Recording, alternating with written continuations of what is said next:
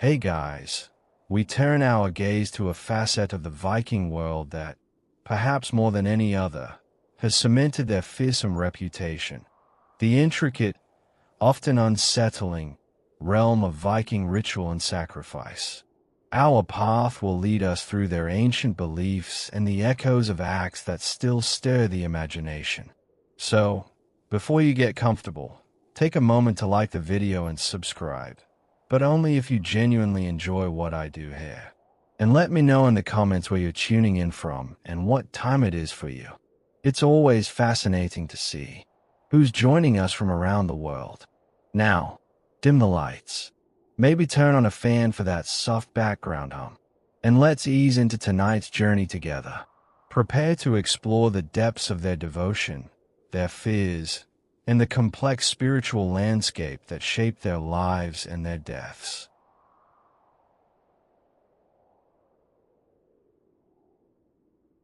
Imagine yourself standing on a craggy shore, the salt spray misting your face, the vast, unpredictable sea stretching out before you.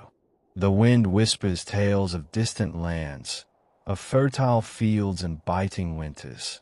In this world, the very breath you draw, the bounty of your harvest, the success of your raid, even the safety of your kin, all felt intimately connected to forces beyond human control.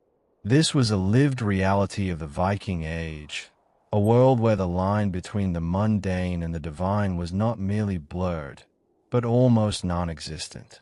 To understand their acts of sacrifice, we must first step fully into the swirling, vibrant currents of their cosmology, a worldview so utterly different from our own, where powerful gods and goddesses were not abstract concepts, but potent, active presences shaping every aspect of existence. Consider for a moment the Norse pantheon, not a distant, singular deity, but a rich tapestry of powerful beings, each with distinct personalities, domains, and desires. There was Odin, the All-Father, the enigmatic god of wisdom, war, and death, who famously sought knowledge through self-sacrifice, hanging himself on Yggdrasil, the world tree, for 9 days and nights. Then, Thor, the Thunderer, whose mighty hammer, Mjolnir, shattered giants and protected Midgard, the human realm. He was the sturdy backbone of their pantheon, invoked for strength and abundant harvests. And Freya, goddess of love, fertility, and battle, whose tears turned to gold.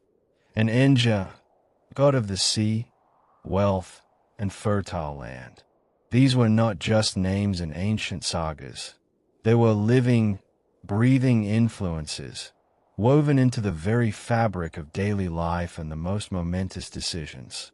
Their presence was as real as the biting wind or the fertile earth. The Viking worldview was deeply rooted in a dynamic, almost precarious, cosmic balance. They believed in a perpetual struggle between the forces of order and chaos, light and shadow, creation and destruction.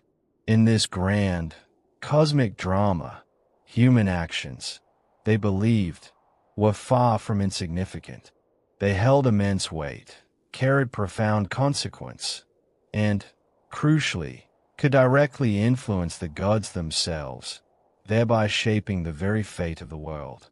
Picture a community ravaged by a harsh winter, their stores dwindling, their animals perishing. In such a desperate time, the concept of placating these powerful beings, ensuring their benevolence, and maintaining this delicate cosmic equilibrium was not a philosophical exercise, but a matter of stark survival.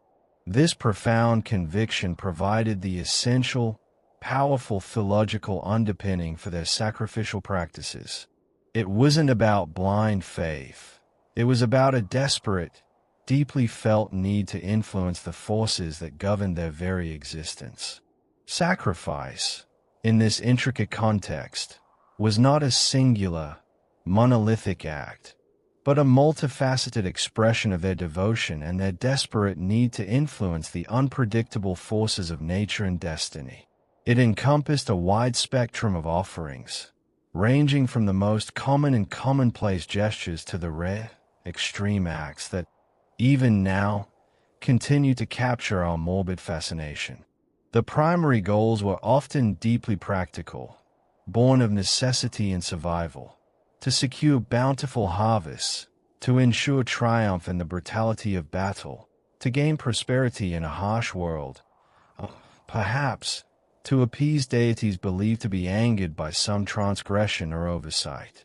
It is vital to grasp this distinction. From the Viking perspective, these acts were not punitive or arbitrarily cruel. Rather, they were perceived as a fundamental necessity, a vital act to maintain a delicate, essential balance with the divine realm. This understanding is absolutely paramount to truly grasping the Viking mindset and avoiding a simplistic condemnation. You might think, not all sacrifices were grand, public spectacles, and you would be correct. Indeed, many offerings were deeply private, humble gestures made within the sanctity of one's own home, at simple altars, or in the hushed tranquility of sacred groves. These might involve a small portion of a meal, a cherished tool, or a lock of hair, personal expressions of reverence, gratitude, or quiet supplication. These were the quiet rhythms of their lives, the small, daily acknowledgments of divine presence. However, there were also larger-scale events, often intrinsically linked to major communal festivals that punctuated the Viking calendar. Imagine the biting cold of a midwinter Yule celebration, a time when the darkness was deepest and the need for divine assurance was perhaps most keenly felt. Or the vibrant energy of the autumnal blót, a harvest festival, where communities gathered in a collective act of thanksgiving and supplication. These gatherings involved communal participation, often drawing people from far and wide, and featured more elaborate offerings, which could, in some extreme and rare cases, include human sacrifice.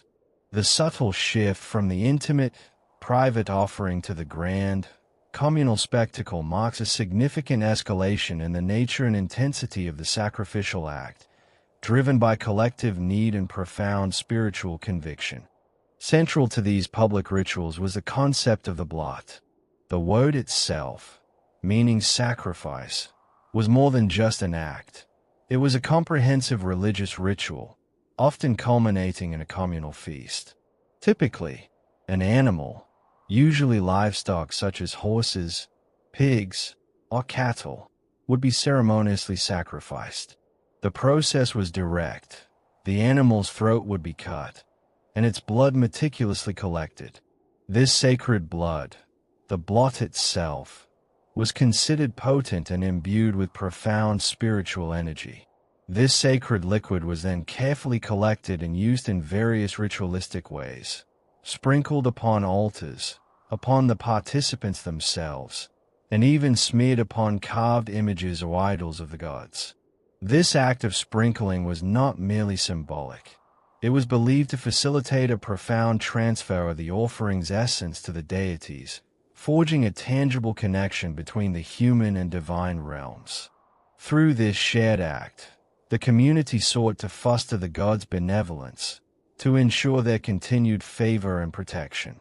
Envision the communal warmth of the feast that followed, the shared meals solidifying the bond not only between the participants but also, symbolically, with the gods themselves, a moment of shared sustenance and spiritual communion. The atmosphere would have been thick with the scent of roasted meat and damp earth, a blend of the sacred and the immediate. These powerful rituals, whether private gestures or grand communal gatherings, required specific settings, spaces deemed appropriate for such profound interactions with the divine. These sacred spaces varied greatly in their form, from simple, natural outdoor altars and revered groves known as archaeological, often chosen for their inherent spiritual resonance, to more structured, temple-like buildings referred to as hof. These locations were far from arbitrary gathering points. They were considered liminal spaces. Imagine standing at a threshold, a point of intersection, where the veil between the human world and the divine realms felt remarkably thin. This liminality, this sense of being on the edge of two worlds, made them exceptionally suitable for powerful acts of sacrifice, amplifying the potency of the offering and ensuring its reception by the gods. Picture the hushed reverence within a sacred grove, the ancient trees themselves seeming to bear witness to the profound devotion unfolding beneath their branches, or the solemn atmosphere within a hearth, where the air itself might have felt charged with spiritual energy, a sense of gravitas hanging heavy. The very ground beneath their feet felt different, sacred. Ultimately, to truly understand the Vikings and their practices, to move beyond simplistic labels, it is crucial to recognize that these rituals, even those that appear grim or unsettling to our modern sensibilities, were deeply meaningful and utterly integral to their lives. They were not random acts of savagery or gratuitous cruelty born of inherent barbarism. Instead, they were profound manifestations of a deeply rooted, all-encompassing belief system, a testament to their continuous struggle for survival in a harsh, often unforgiving world. They represented a desperate, yet organized, attempt to influence forces that the Vikings believed controlled their very existence, from the bounty of their crops to the success of their raids, from the health of their families to their ultimate fate in the afterlife. As we continue our journey, holding this understanding of their spiritual world will illuminate the often darker corners of their sacrificial practices, allowing us to approach them not with judgment, but with a quiet, informed contemplation. It's a subtle shift in perspective, but a profound one. This deep belief was their constant struggle, their guiding star in a world filled with unknowns.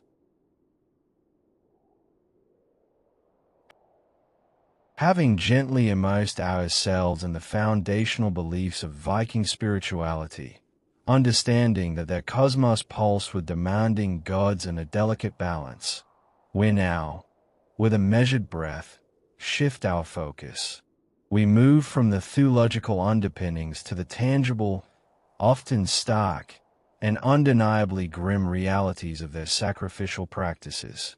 This segment will meticulously delve into the various methods and contexts of these offerings, beginning with a widespread and routine act of animal sacrifice, before cautiously, and with profound gravity, approaching the more debated and, undeniably, terrifying aspects of human sacrifice. Our exploration will be guided by the echoes of historical accounts and the subtle whispers of archaeological evidence, consistently striving to provide a dispassionate, yet comprehensive, context, understanding that these acts, while horrifying to modern sensibilities, were steeped in their belief system. Animal sacrifice, far from being an isolated or rare event, was a routine and absolutely integral part of Viking life, interwoven into the very fabric of their existence. It was an act of communion, of appeasement, of supplication, an almost daily acknowledgement of their profound dependence on the divine. Far more common and widely documented than its human counterpart, the practice centered primarily around livestock. Horses, with their immense value and symbolic significance in Norse mythology, often associated with Odin himself, were frequently offered. Pigs, symbols of fertility and bounty, and sturdy cattle, vital for sustenance, were also common offerings. These acts were typically performed as part of the blót ritual, a communal gathering that served as a cornerstone of their religious calendar. The process, while brutal, was imbued with profound purpose. The animal's throat would be cut, a swift, deliberate act, and its lifeblood, considered sacred and potent, would be meticulously collected. This sacred fluid, the very essence of the blót, was then used in various ritualistic ways. It was sprinkled upon altars, upon the assembled participants, and even smeared upon carved images or idols of the gods. This act of sprinkling was not merely symbolic. It was believed to facilitate a profound transfer of the offering's vital essence to the deities, forging a tangible, undeniable connection between the human and divine realms. Consider the sensory experience of such a ritual. The metallic tang of blood in the crisp air, the lowing of the animal before the sacrifice, the hushed reverence of the gathered community.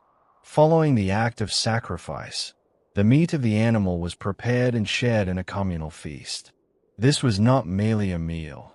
It was a symbolic act of profound communion between humans and their gods, fostering a shared experience of gratitude, devotion, and renewed connection.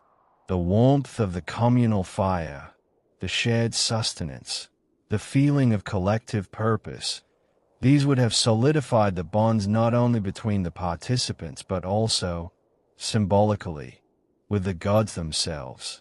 Historical accounts, such as those from Adam of Bremen, though often colored by a Christian perspective and prone to sensationalism, provide compelling details of massive horse sacrifices carried out at the renowned temple in Uppsala. These accounts paint a vivid, if sometimes exaggerated, picture of the sheer scale these rituals could sometimes achieve, hinting at hundreds of animals offered in grand, cyclical ceremonies.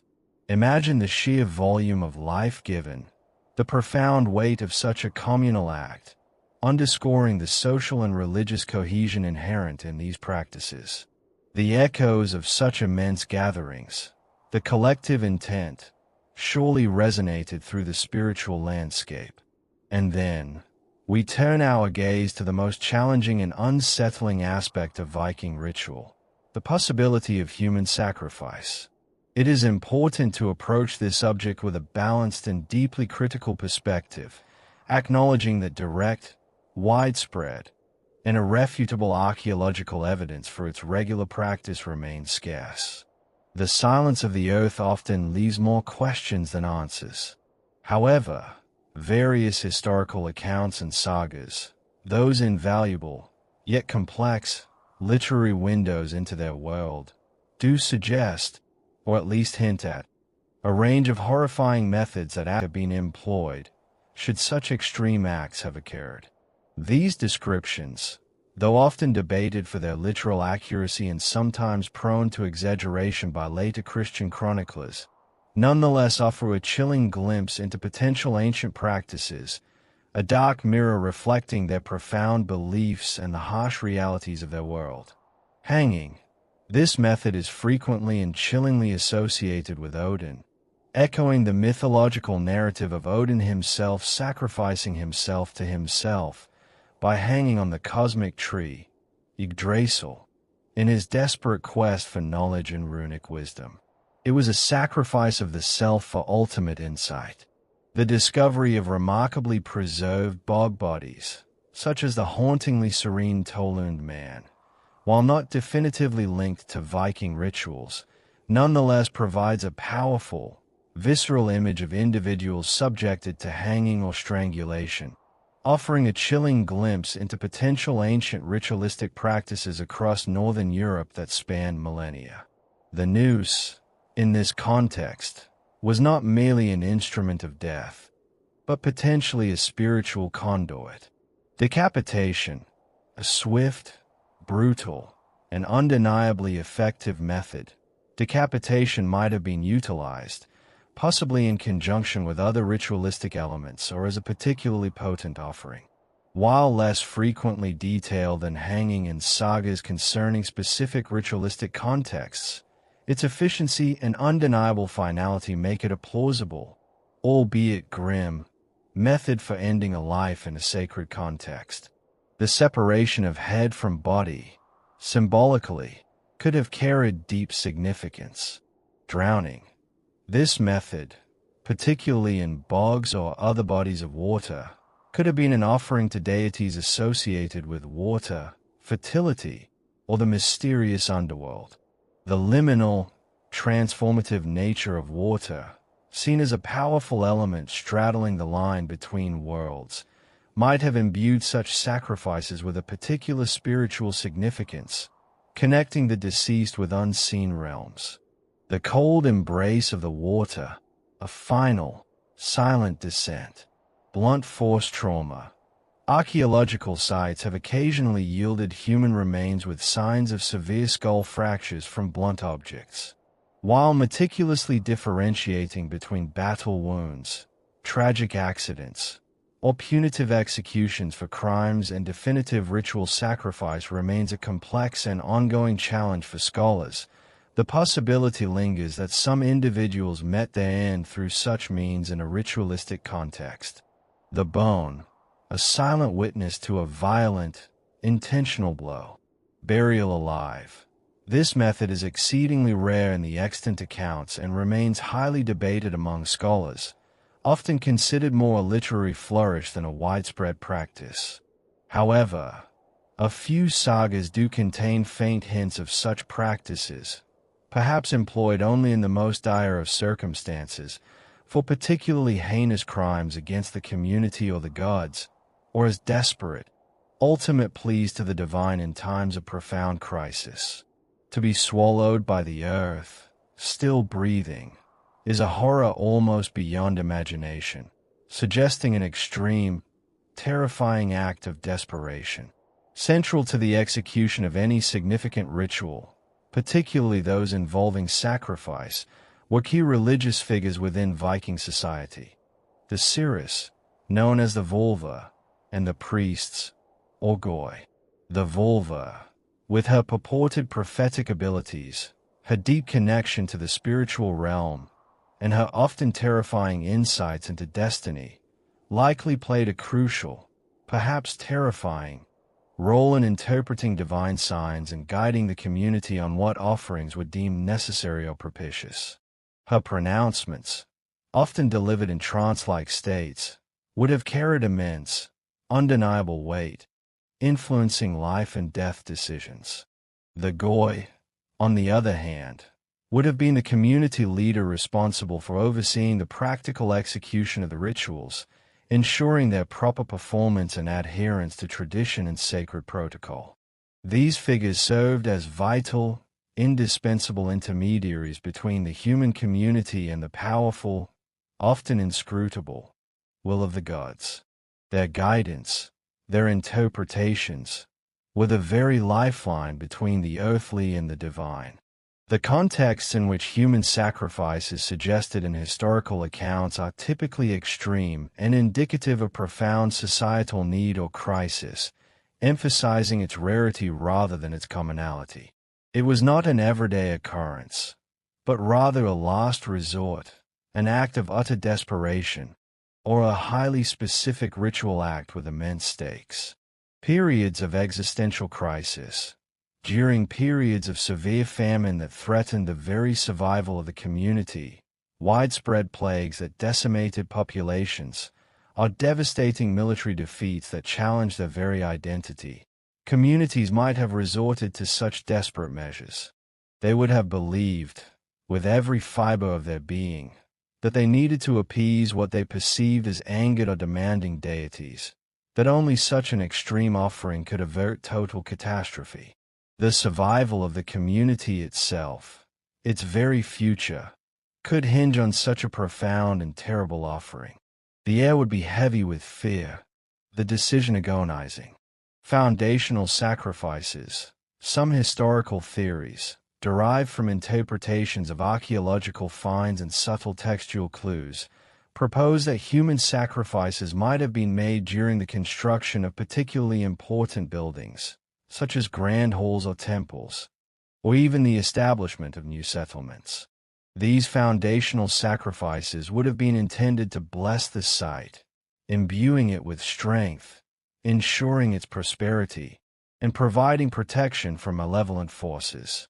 The shedding of blood, the taking of a life, to consecrate the very ground upon which their future would be built.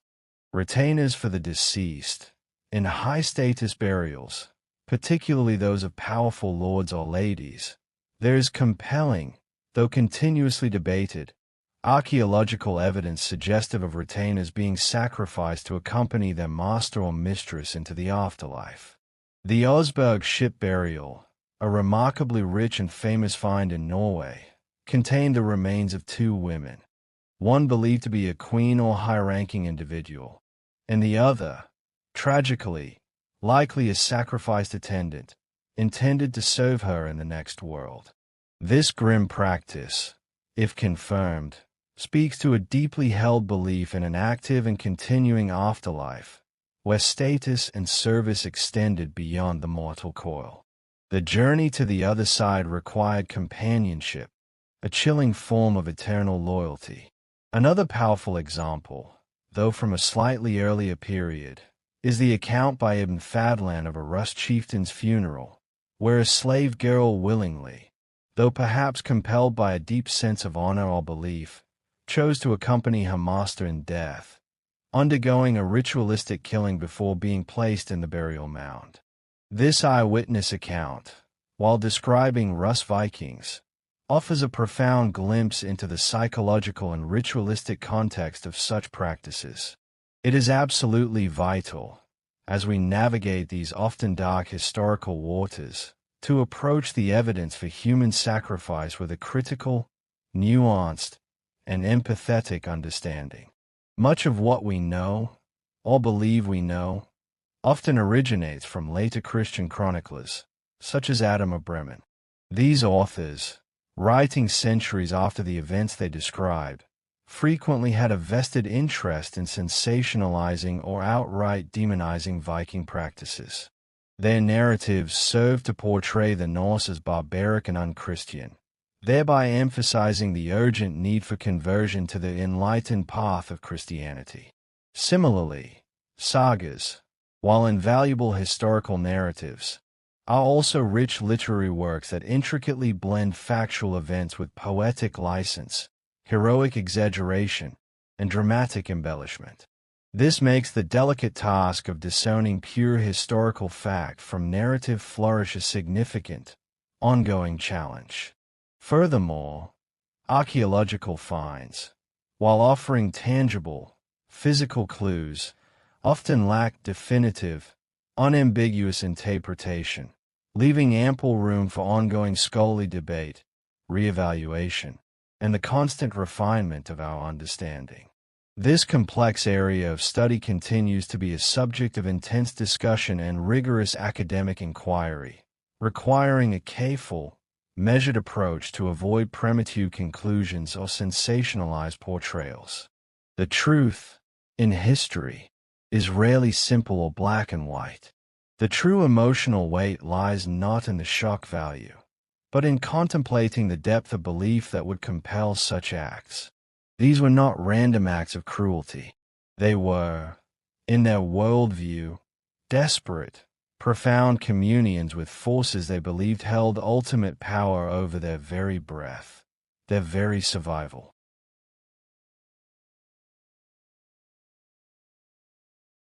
We have journeyed through the deeply personal beliefs and the communal rituals that shaped the Viking spiritual world, touching upon acts of animal sacrifice and the subtle, often terrifying, whispers of human offerings.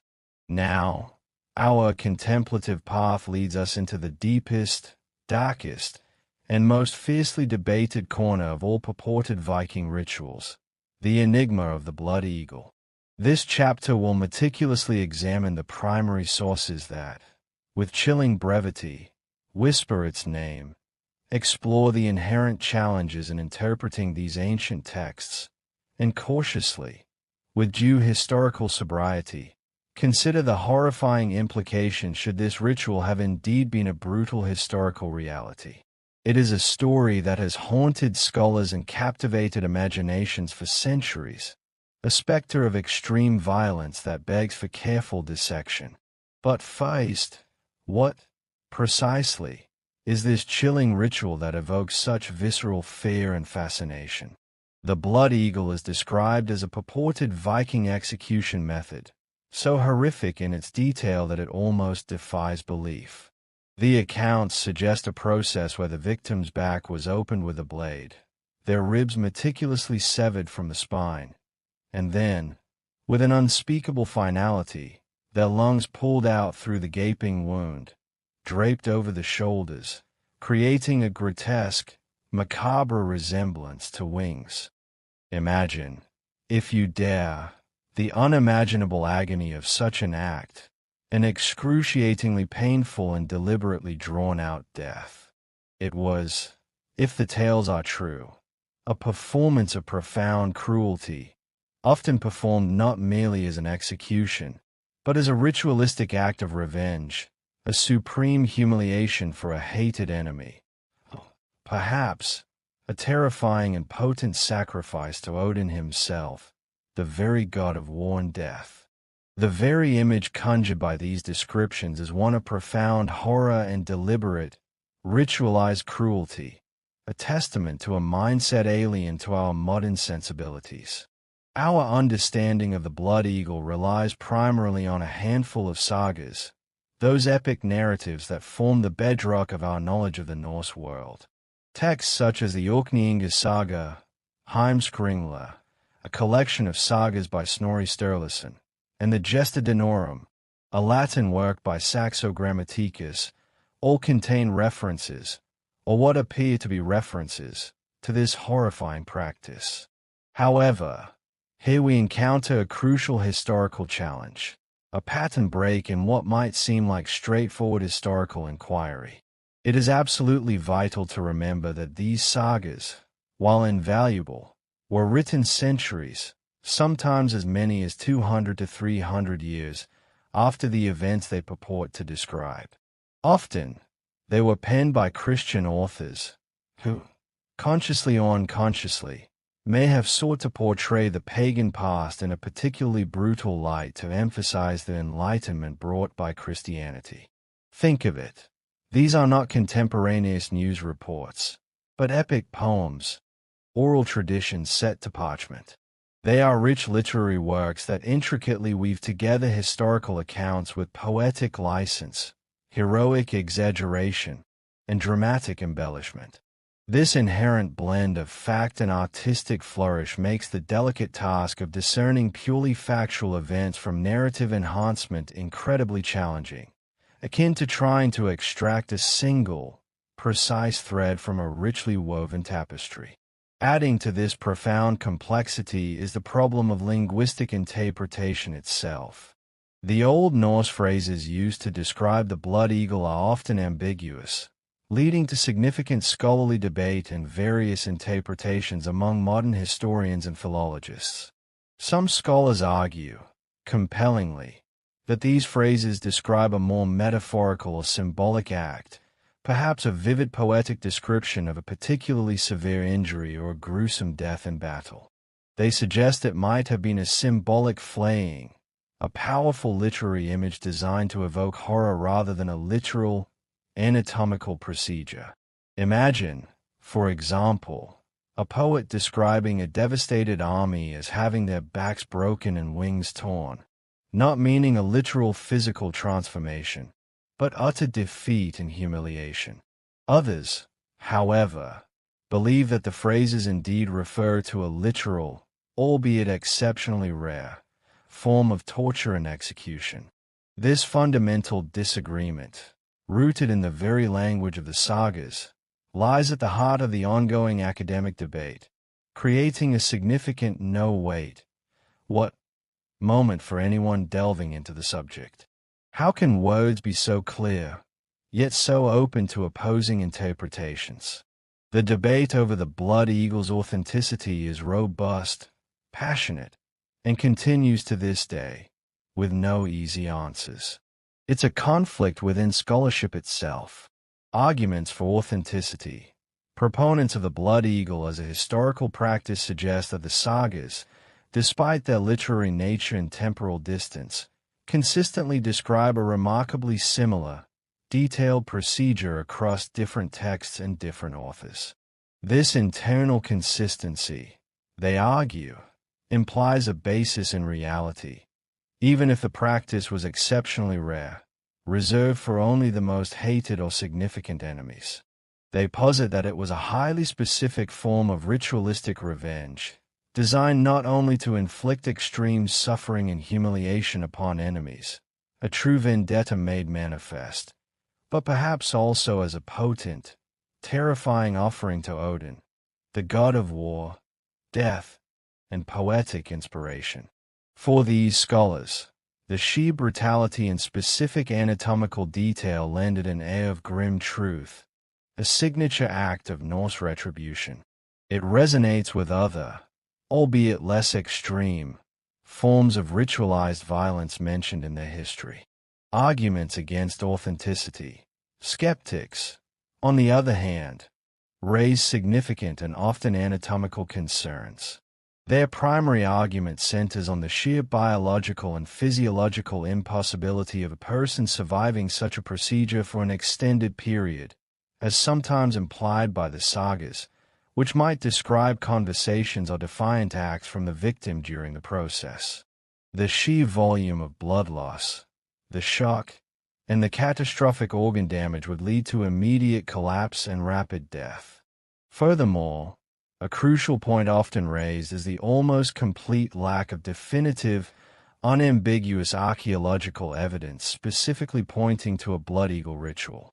While archaeological sites contain evidence of brutal violence, none have conclusively shown remains consistent with this specific, intricate form of execution. This absence of direct physical corroboration leads many to conclude that it was more likely a literary trope, a misunderstanding of the Old Norse phrases, or a hyperbolic, descriptive way of conveying a particularly brutal killing or severe wounding in battle, an ultimate poetic image of utter destruction and desecration. If, however, we allow ourselves for a moment to consider the chilling possibility that the blood eagle was indeed performed literally, its gruesome anatomy, as described in the sagas, would involve a series of truly horrifying and deliberate steps. Imagine the terror of the victim, held prone, muscles tensed, knowing what was to come.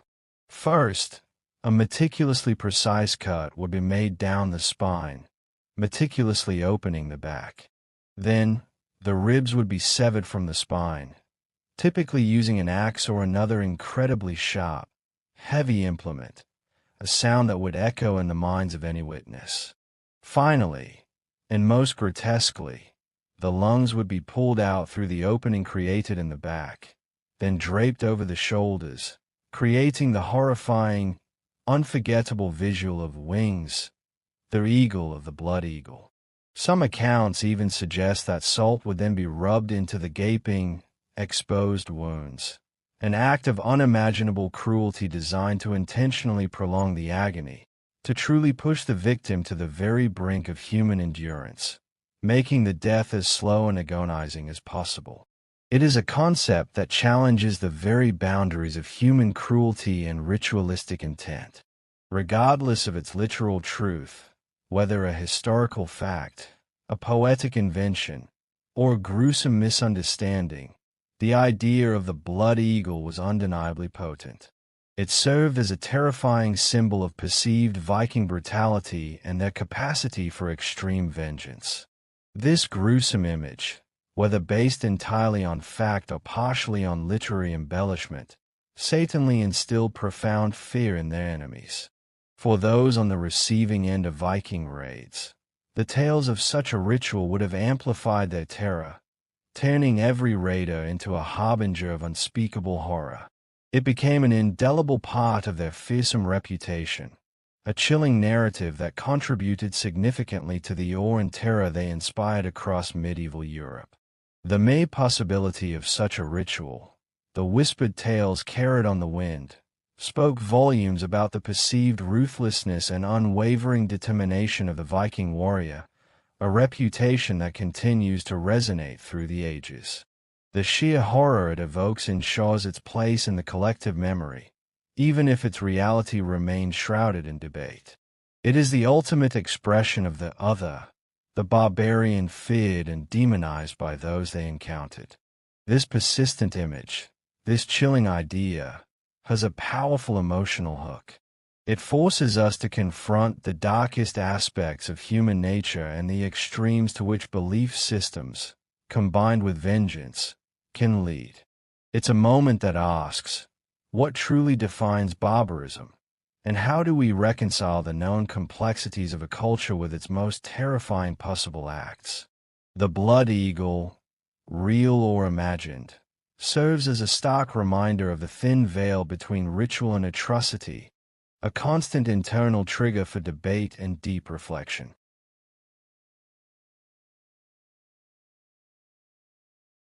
We have meticulously navigated the treacherous and debated terrain of the blood eagle, acknowledging its powerful symbolic weight, whether historical reality or chilling myth. Now, our journey gently expands, moving beyond this singular, infamous act to encompass other possible extreme rituals. This chapter invites a broader contemplation, exploring a wider array of archaeological findings, the subtle whispers hidden within ancient texts, and the ongoing, often complex, scholarly debate surrounding the true extent of Viking-era violence and its deeply nuanced ritualistic context. We will delve into the deeper motivations behind such profound acts, moving beyond surface-level interpretations to seek a more comprehensive understanding of a world steeped in both practicality and profound belief. Consider for a moment the very nature of Viking warfare. It was, by any measure, inherently brutal, unsparing, and often deeply personal. Yet, within this raw savagery, there were frequently elements that blurred the lines between mere combat and profound ritual. The sheer ferocity with which battles were fought, the often horrific fates of conquered enemies, frequently transcended simple military objectives. It is more than plausible. Indeed, some evidence suggests that enemies, particularly high-value captives or those who had committed grave offenses against the Norse, might have been subjected to ritualistic sacrifice. Such acts could have been seen not just as vengeance, but as a potent offering to Odin, the All-Father, a grim entreaty for victory in future conflicts, or perhaps even a desperate attempt to gain insights into the inscrutable patterns of destiny.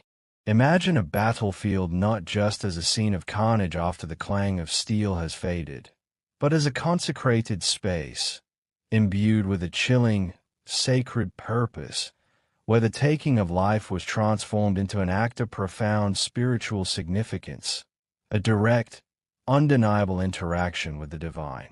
The very air might have tasted of blood and sacred intent.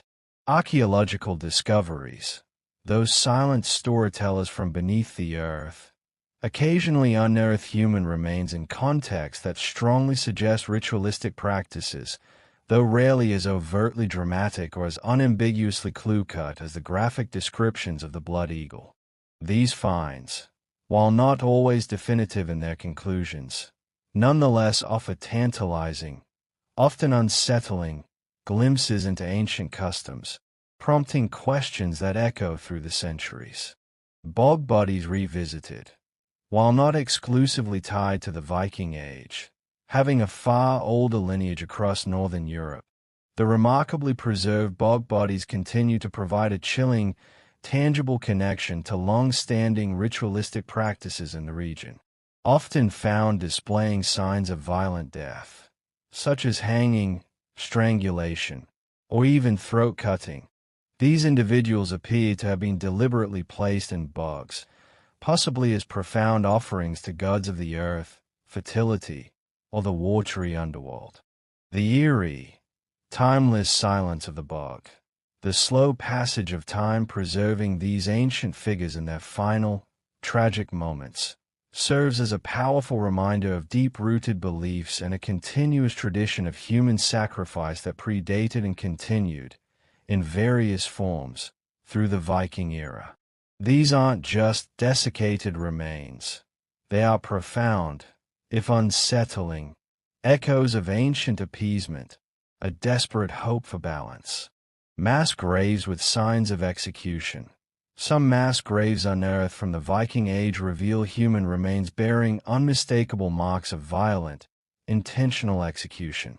However, here lies one of the most complex tasks for archaeologists and historians, meticulously differentiating these grim findings from battle casualties, punitive executions for crimes, which were common in Viking lore, or indeed, clear, undeniable instances of ritual sacrifice.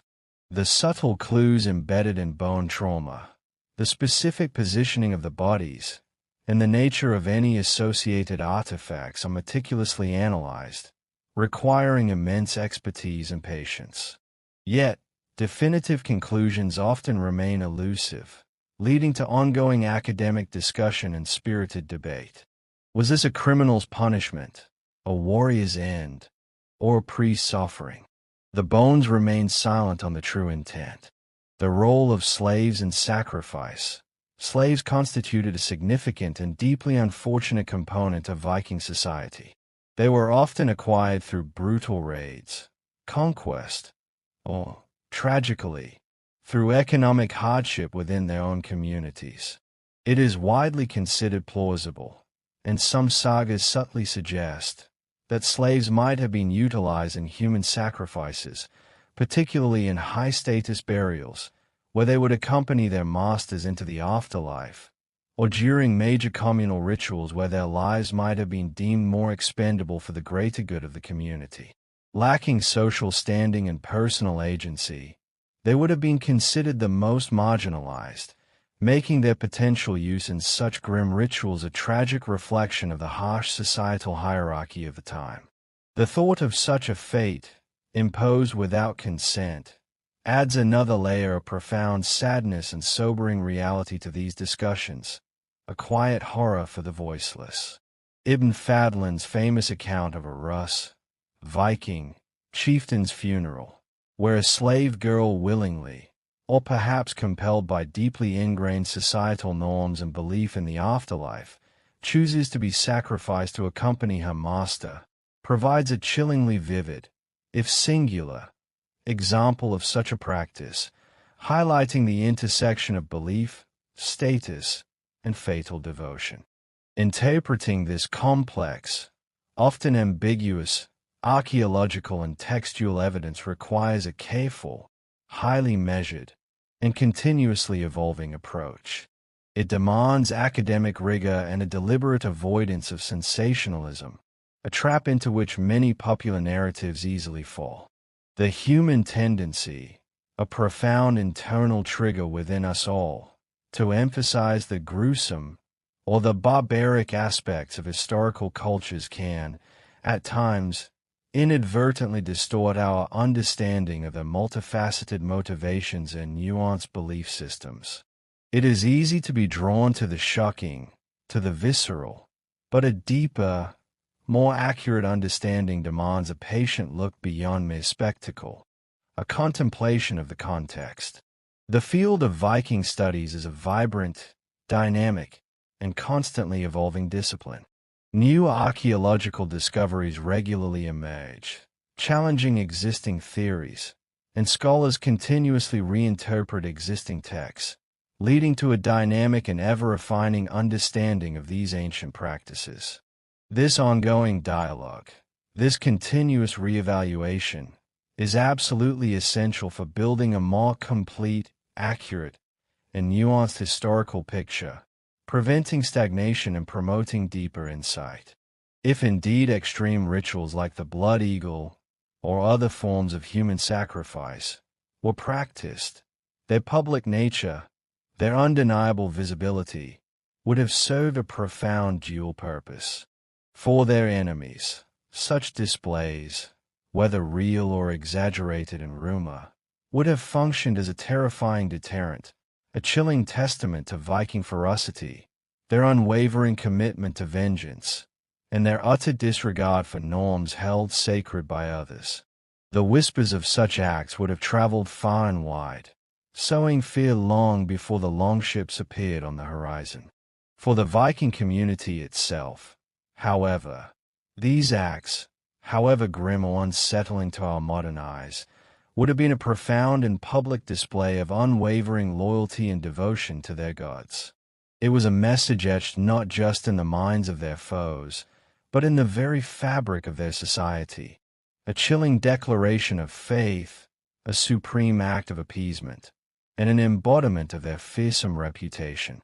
It was a visual and visceral confirmation of their power, their spiritual conviction, and their willingness to go to unimaginable lengths for their beliefs and their survival. This public display, whether the scent of blood or the solemnity of the moment, would have reaffirmed their identity, their place in a brutal world. It was a repetition with a grim payoff, solidifying their fearsome renown and internalizing their faith. This leads us to a crucial internal trigger. How do we reconcile the known complexity and advancements of Viking society with the possibility of such extreme, horrifying acts? It's a conflict within our own understanding of history. We must acknowledge that different eras operate under different moral and spiritual frameworks. What was seen as necessary or pious then might be abhorrent now. This nuance is key to truly understanding, rather than merely judging, the past.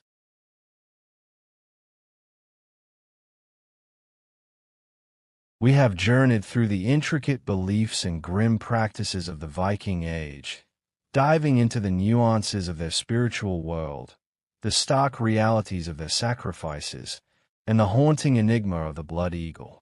Now, as our contemplative voyage draws towards its quiet close, our final segment turns our gaze to the enduring legacy of these grim rituals, particularly the pervasive image of the blood eagle, and how they have resonated, evolved, and often been reshaped within the vast canvas of modern popular culture. We will carefully consider how these captivating portrayals measure up against the complex, often ambiguous, and frequently debated historical reality, discussing the profound and lasting impact these narratives have had on our collective perception of the Vikings, underscoring, yet again, the critical importance of a nuanced, well-informed, and deeply empathetic understanding. It is a story of how the echoes of the past are amplified, distorted, and sometimes solidified into an undeniable present. The Viking Age, with its compelling blend of perceived brutality, adventurous exploration, profound spiritual beliefs, and exotic, often chilling, rituals, holds an undeniably strong and enduring fascination in popular culture. This potent allure is deeply rooted in our collective imagination, tapping into primal archetypes of fierce warriors, epic journeys, and a raw, untamed existence. Among the many elements that have captured the modern mind, the blood eagle, perhaps more than any other specific ritual or historical detail, has ascended to an iconic, albeit deeply controversial, symbol of Viking savagery. Its chilling description, born from ancient sagas, has found its way into countless forms of modern media, appearing in a startlingly graphic and often sensationalized manner across television series, blockbuster feature films, and immersive video games. This widespread portrayal has undeniably solidified its place in the popular imagination, often to the point where it is accepted as an indisputable historical fact, regardless of the nuanced, ongoing academic debates surrounding its authenticity.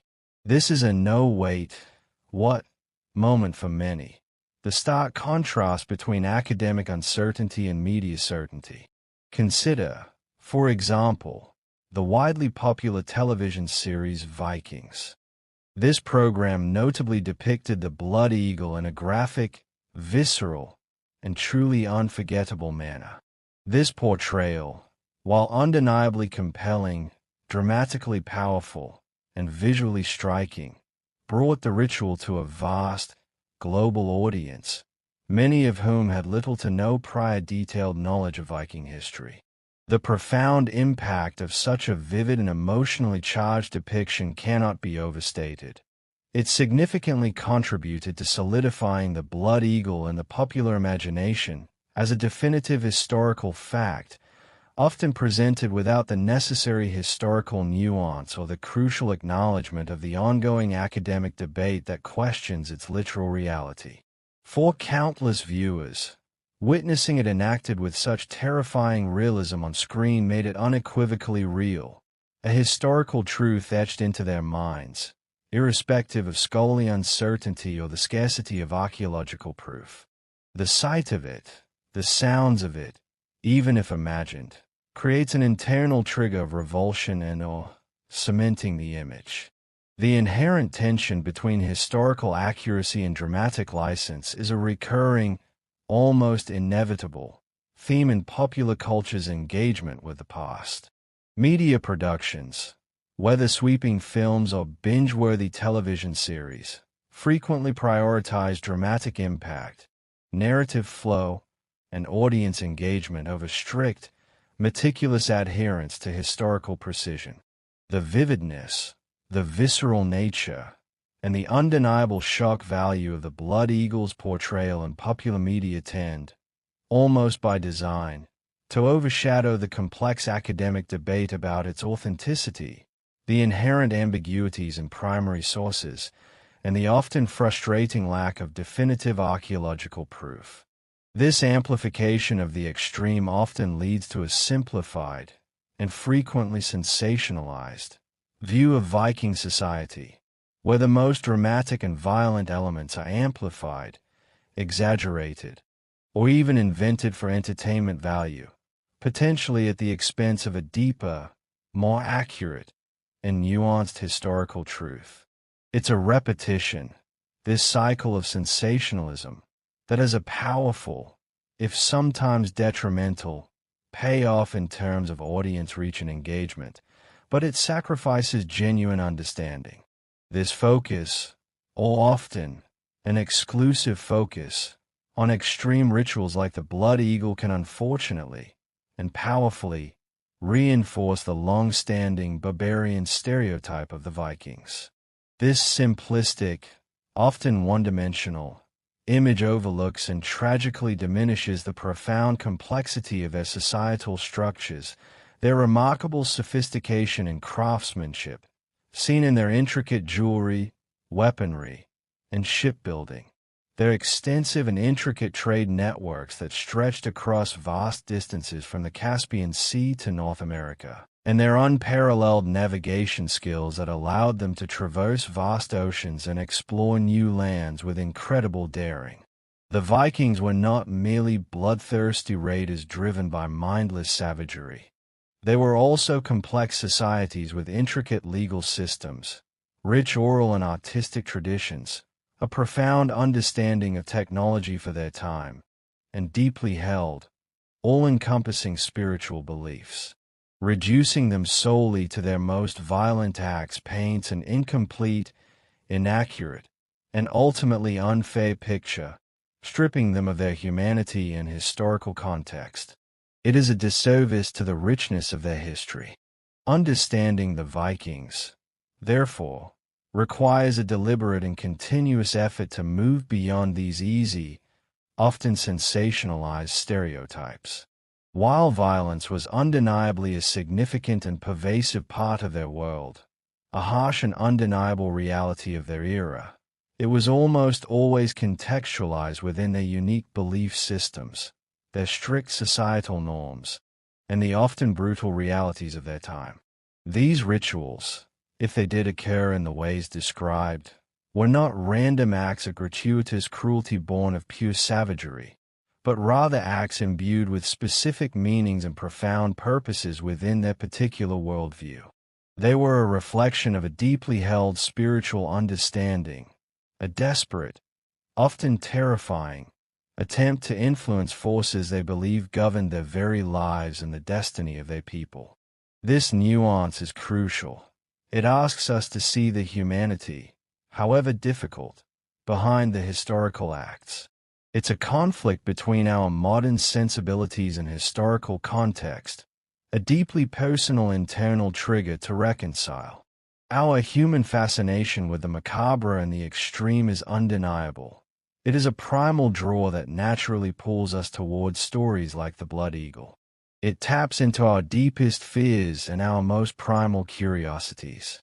It is crucial, however, for us to analyze why these particular narratives resonate so strongly within us and, more importantly, how they subtly yet profoundly shape our understanding of historical cultures.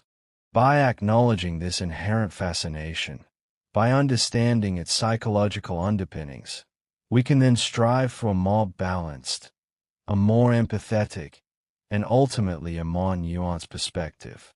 This allows us to appreciate the full spectrum of Viking life and belief, rather than dwelling solely on the most shocking aspects. This thoughtful approach allows for a richer, more accurate, and ultimately more respectful historical contemplation, moving beyond mere spectacle to genuine understanding. It is an invitation to drift into the complexities, to let the layers of history unfold gently, allowing for a deep, albeit sometimes unsettling, appreciation of a past that continues to whisper its tales into our modern world.